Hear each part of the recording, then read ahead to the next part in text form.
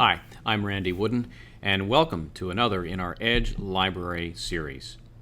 Today we'll talk networking, and not just so much how to do it. We all know we need to do it and need to do it well. We'll cover that in other segments. In this segment, we'll cover the with whom, or who do you do this with?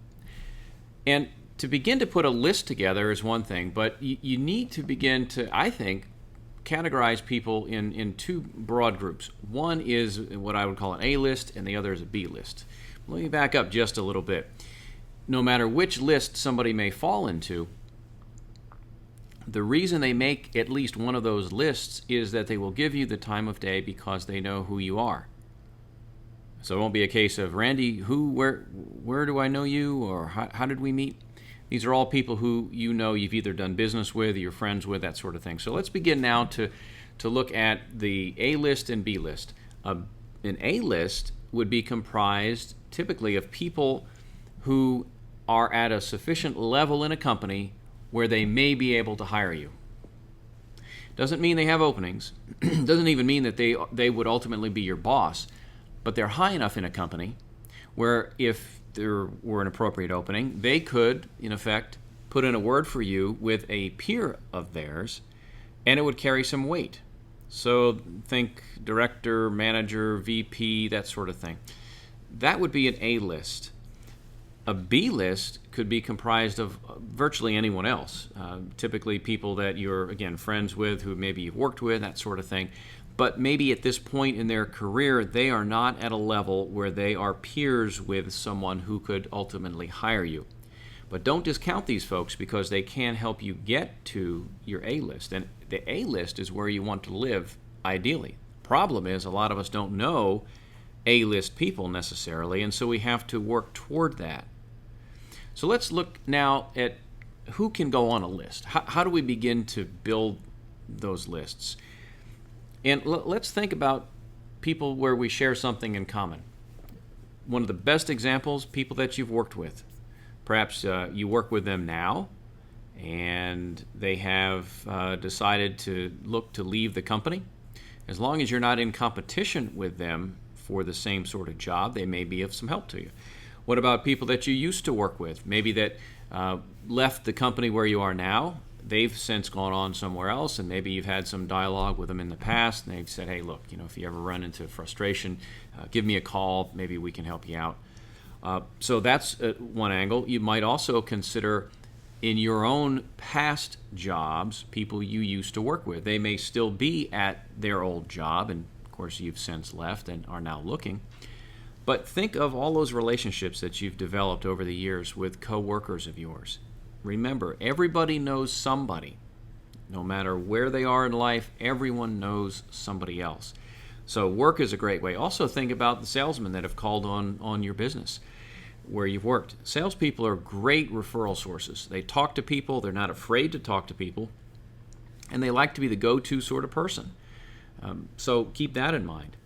Also consider where you went to school.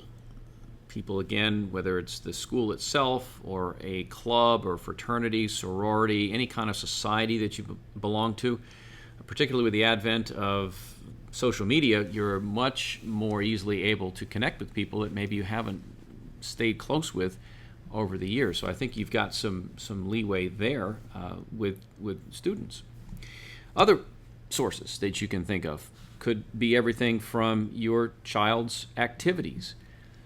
I'd been involved when our sons were in school, in high school, with a number of clubs dealing with sports, dealing with school, also dealing with church. And that's, for many people, a great portion of their lives they spend engaged in these activities. So think of activities where you share something in common. You're a parent, I'm a parent, and guess what? Our kids play on the same team. Give you a real quick example. I had a friend several years ago.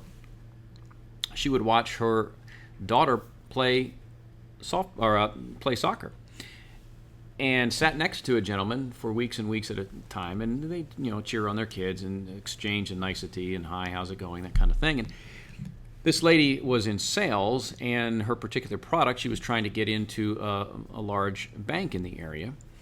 Well, lo and behold, toward the end of the season, she finally struck up a little deeper conversation. Come to find out, the individual who'd been seated next to her almost the entire season was the president of the bank, and was immediately able to give her the proper person to deal with, and also said, hey, don't forget to mention that I suggested that you get in touch with this individual. And so she was able to get into a place that she'd been trying for some time, and it was just by happenstance. The gentleman next to her for weeks at a time just so happened to be the key person in the organization. So you just never know where this may come from.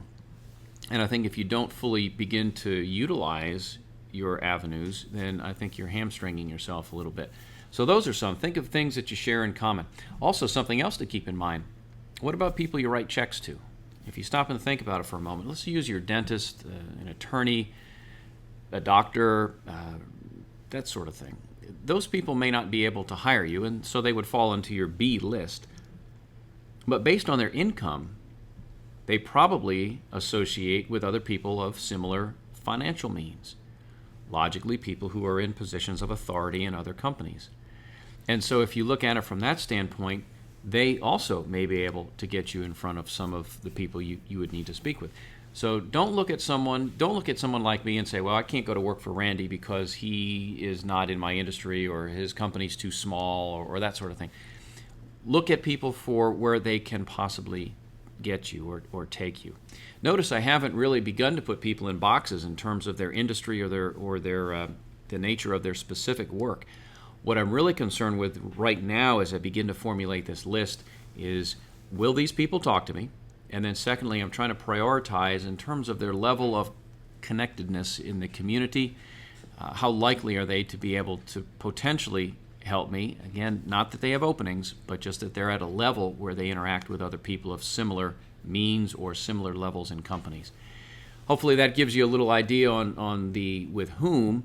In other segments, we'll also talk in great detail about how to network effectively, because there are different ways to go about it, and unfortunately, many times, people just don't do a great job of networking, and it hurts them in the job hunt. So we want to address that. But thanks for watching. My name's Randy Wooden.